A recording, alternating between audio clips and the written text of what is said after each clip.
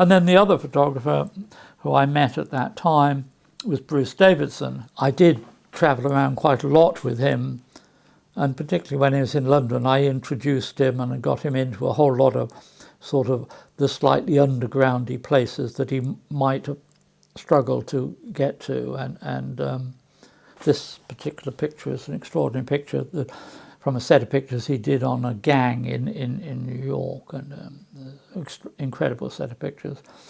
But Bruce was lovely. We used to go around in we must have hired a little Mini, one of the first little Minis, and I remember we used to eat a staggering amount of bananas, and for some reason we lived off bananas.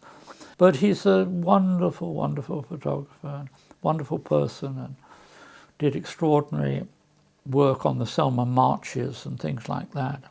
Great social conscience and decent human being. And had an incredible effect on me, and gave me a lot of prints. So, this was at the time when there weren't galleries and things. So, I mean, a print was just something that cost you 50p to have made.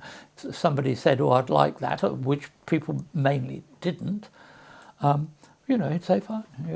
So I think in the collection, I think there's quite a lot. There's probably about 8 or 9 Bruce Davidson pictures, and I think every one of them is just so beautiful, so beautiful. I mean, I would have loved to have taken this picture. It's a great picture, great picture.